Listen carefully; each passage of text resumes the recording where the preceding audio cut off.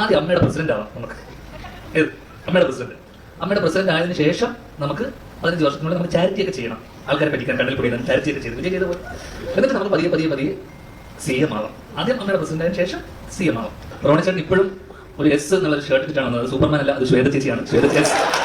Vijay തമിഴ്നാടൻ Vijay CM ആയപ്പോ ഞാൻ തീരുമാനിച്ചു അടുത്തൊരു 15 വർഷത്തിലേക്ക് CM ആവാം എന്നുള്ളൊരു തീരുമാനം എടുത്തിരിക്കുകയാണ്. എന്നെ അജു വിളിച്ചു പറയുന്നത്, നീ ആദ്യം CM ആവണ്ട, അതിനു മുന്നേ ഇതൊക്കെ പറഞ്ഞതല്ലേ, നീ CM ആവണ്ട, അതിനു മുന്നേ അതിന്റെ ഒരു ബേബി സ്റ്റെപ്പ് എന്നുള്ള രീതിയിൽ ആദ്യം അമ്മയുടെ പ്രസിഡന്റ് ആവാം നമുക്ക്.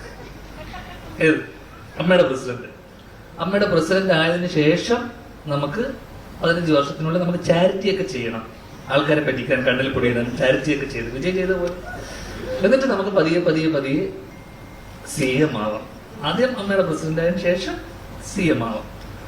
ഓസ്ട്രേലിയയിൽ ഇരിക്കുന്നു, അപ്പൊ നാട്ടിൽ ഇങ്ങനത്തെ വാർത്തകൾ വരുന്നു, ഞാൻ അമ്മയുടെ ഇതിലേക്ക് വരുന്നു എന്നൊക്കെ. അങ്ങനെ ഇടയ്ക്ക് കുറച്ച് പേരിന്, കുറെ അമ്മമാരും അതിനിടയിലുള്ള അവിടുത്തെ കുറെ ആൾക്കാരൊക്കെ എന്നെ വിളിച്ച് അജു പറഞ്ഞതിന്റെ, അജുവിന്റെ പവർ ഗ്രൂപ്പുകാരൊക്കെ ചേർന്ന് എന്നെ പ്രസിഡന്റ് ആക്കാനുള്ള വലിയൊരു പോരാട്ടം നടക്കുന്നതിനിടയിൽ ഞാൻ അയർലൻഡിൽ അടുത്ത ലാലേട്ടൻ്റെ ഒരു ഷോവിന് വേണ്ടി നിൽക്കുമ്പോൾ ഞാൻ പിന്നീട് കാണുന്ന വാർത്ത, ഞാൻ ഓൾറെഡി പ്രസിഡന്റ് ആവാൻ സന്നദ്ധത കാണിച്ചു എന്നൊക്കെ പറഞ്ഞുകൊണ്ടുള്ള വാർത്തകൾ വരുന്നു.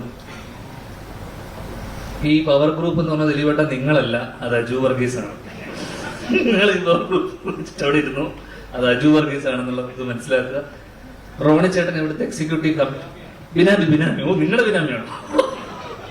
റോണി ചേട്ടൻ ഇപ്പോഴും ഒരു S എന്നുള്ളൊരു ഷർട്ട് ഇട്ടിട്ടാണ് വന്നത്. അത് സൂപ്പർമാൻ അല്ല, അത് ശ്വേത ചേച്ചിയാണ്. ശ്വേത ചേച്ചി വേറെ ഏതൊക്കെ അക്ഷരമുണ്ട് നിങ്ങൾക്ക്? ഇപ്പോഴും എക്സിക്യൂട്ടീവ് കമ്മിറ്റിയിൽ ഇത്രയും സ്ട്രോങ് ആയിട്ട് നിൽക്കുന്ന ഒരാള് ശ്വേത ചേച്ചിക്ക് ഇത്രയും സപ്പോർട്ട് കാണിച്ചുകൊണ്ട് ഇവിടെ വരെ. അതുകൊണ്ട് പക്ഷെ ഞാൻ പറയാണ്, അതിനിടയിൽ പല ചർച്ചകൾക്കൊടുവിൽ അജു എന്നോട് പറഞ്ഞു, എടാ അമ്മയിലേക്ക് നീ വരണ്ട, അത് ഇവിടെ കുറെ പ്രശ്നങ്ങളാണ്. കഴിഞ്ഞ ദിവസം ജനറൽ ബോഡിയിൽ ഞാൻ പോയപ്പോൾ അവിടെ കുറെ പ്രശ്നങ്ങളെ കണ്ടു. അതിനിടയിൽ പുള്ളിയുടെ ഒരു പ്രസംഗം ഉണ്ടായിരുന്നു അവിടെ. ആ പ്രസംഗത്തിനെ കുറിച്ച് പുള്ളി എന്റെ അടുത്ത് വളരെ വാദവരാതെ, എന്റെ പ്രസംഗം വളരെ ഗംഭീരമായിരുന്നു എന്ന് പറയുകയും അതിനെക്കുറിച്ച് പലരും അഭിപ്രായം പറഞ്ഞ വോയിസ് നോട്ടുകൾ എനിക്ക് അയക്കുകയും ഈ ജനറൽ ബോഡിയിൽ അദ്ദേഹം സംസാരിച്ച കാര്യങ്ങളെ വളരെ ശക്തമായത് ഇംഗ്ലീഷിലുള്ള ഒരു പ്രസംഗമായിരുന്നു, അത് പറ്റിയിട്ടുള്ള വോയിസ് നോട്ടുകൾ എനിക്ക് അയക്കുകയും ചെയ്തുകൊണ്ട് എന്നോട് പറഞ്ഞു, നീ പ്രസിഡന്റ് ആവണ്ട, ഇനി അത് വേണ്ട, CM ആവണ്ട, ഗവർണർ ആവാം. ഗവർണറിന് വലിയ പണിയൊന്നുമില്ല. ഇതറിഞ്ഞ ഗവർണർ കഴിഞ്ഞ ദിവസം ഒരു ഇന്റർവ്യൂവിന്റെ ഇല്ല വിവരക്കേടിനെ അറസ്റ്റ് ചെയ്യാനുള്ള വകുപ്പില്ല. ആ വകുപ്പില്ല, ഒരിക്കലും അറസ്റ്റ് ചെയ്യില്ല. നമ്മൾ അറസ്റ്റ് ചെയ്ത് അപ്പൊ തന്നെ ഇറക്കിക്കൊണ്ടിരും. ഇല്ല, ദിലീപേട്ടൻ നമ്മൾ ഇറക്കും.